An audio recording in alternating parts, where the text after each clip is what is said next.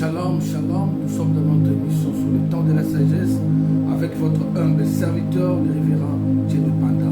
Aujourd'hui, nous allons parler sur un sous-thème Jésus-Christ, modèle d'un bon leadership. Surtout que nous sommes dans la semaine pascale. C'est une fête chrétienne, c'est vraiment notre fête. Que Dieu soit loué pour cette période de festivité. C'est vraiment une fête chrétienne, la fête de Pâques. Que le Seigneur soit loué. Et je vous souhaite d'avance bonne fête de Pâques.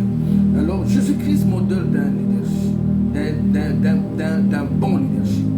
Un leader, c'est celui qui sert les autres, non celui qui se sert. C'est ça, le vrai sens du leadership, c'est de servir les autres. Et dans le livre de Matthieu 20, 26 jusqu'à 27, 28, la Bible dit ceci, que le Fils de l'homme est venu non pour servir, mais non pour être servi, mais pour servir et donner sa vie pour la rançon de plusieurs. Aujourd'hui, nous célébrons la Pâque parce qu'il y a un homme qui a voulu qu'il soit servi, mais pas, il a voulu servir les autres. Il a payé les prix. C'est lui qui a payé les prix de notre rançon. C'est lui notre substitut. Il a pris notre place. C'est ça le vrai leadership. Le vrai leader, c'est celui qui sert les autres, non celui qui se sert. Aujourd'hui, nous avons beaucoup de problèmes dans notre monde parce que nous avons des leaders qui veulent se servir. Oh, un vrai leader ou le vrai sens de leadership, c'est de servir les autres. Et Christ, il a donné l'exemple. Il a dit, celui qui veut être le premier, qu'il soit votre serviteur. Et celui qui veut être grand parmi vous, qu'il soit votre esclave. Frère, c'est ça le vrai sens du leadership. Un bon leader, c'est non celui qui se sert, mais c'est celui qui sert les autres. Et Christ nous a donné l'exemple. C'est pour cela que Dieu l'a souverainement élevé. Aujourd'hui, à son nom, tout genou fait sur la terre, sous la terre, parce qu'il était là pour servir les autres. Enfin, tu veux vivre la percée, tu veux vivre la grandeur, c'est être au service des autres.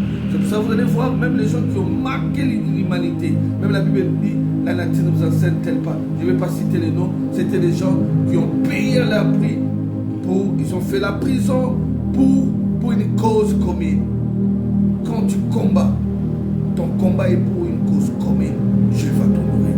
Et ton nom va rester dans l'histoire parce que tu as été au service des autres. Que Dieu vous bénisse. Deuxième caractéristique parmi tant d'autres d'un bon leader. Un leader, c'est celui qui sait assumer. Non quelqu'un qui cherche des boucs émissaires. C'est quelqu'un qui assume, que ce soit la réussite ou l'échec.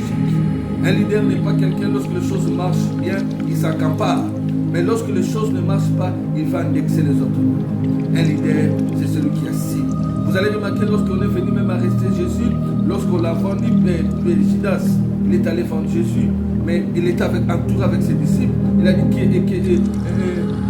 que cherchez-vous? Vous cherchez qui? Si c'est moi, laissez-le aller.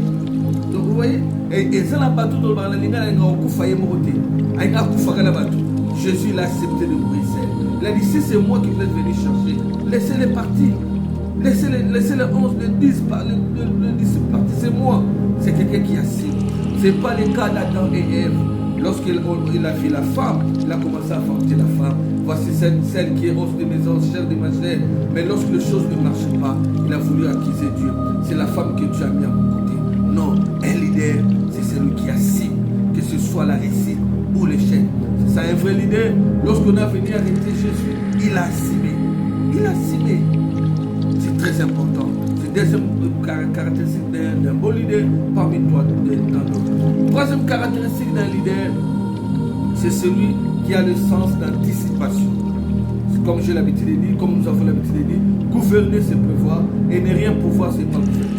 Un leader, c'est-à-dire, il doit avoir le sens, il doit savoir prévoir l'imprévu. Il doit avoir le sens, il doit savoir prévoir l'imprévu. Il doit avoir le sens d'anticipation. C'est pour ça que Jésus, il a dit à Pierre, le diable t'a réclamé pour te cribler comme le formant. Mais je priais pour toi. Un leader n'est pas quelqu'un qui est à tout temps surpris par les événements. Non. Un leader, c'est quelqu'un qui est clairvoyant. C'est quelqu'un qui est en avance. C'est comme un visionnaire. Il a dit, Pierre, le diable t'a criblé comme le formant. T'as réclamé pour te cribler comme le formant. Mais je priais pour toi. Vous voyez? Il s'est anticipé. L'une des caractéristiques. Et souvent, vous allez remarquer, nous subissons l'échec. Et on est surpris par des événements. Non, un leader, c'est celui qui s'est anticipé. C'est quelqu'un qui a le sens d'anticipation. C'est quelqu'un qui sait prévoir l'imprévu. C'est très important, excellent enfant de Dieu. C'est très important. Jésus a dit à Pierre, je priais pour toi. Excellent enfant de Dieu. C'est très important. Un leader ne peut pas être là. Non. Il est toujours surpris par des événements. Je prie que le Seigneur t'aide. Dans cette période pascale, je prie que Dieu nous aide. Que Dieu nous donne le sens de clairvoyance. Que tu sois clairvoyant. Que tu puisses être au service des autres. Et cela nous libère de l'égoïsme. Lorsque vous avez des leaders égoïstes, les choses ne vont pas marcher. Et je prie que Dieu nous aide. Que Dieu puisse susciter des vrais leaders modèles de Jésus. Des gens qui sont au service des autres.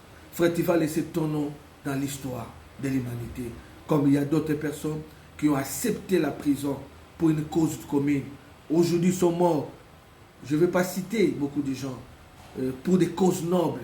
Je peux citer même de Nelson Mandela. Je ne connais pas sa vie. Mais il a fait des prisons pour une cause noble. De Martin Luther King, de Lumumba. Beaucoup de gens dont je ne peux pas citer les noms. Aujourd'hui, leur nom est resté dans l'histoire. C'est très important que cela en fait de Dieu.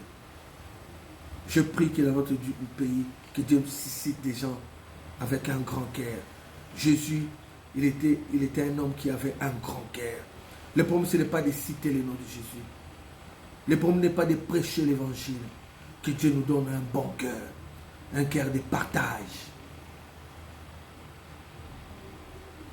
Un cœur de Jésus, un grand cœur. Que Dieu vous bénisse.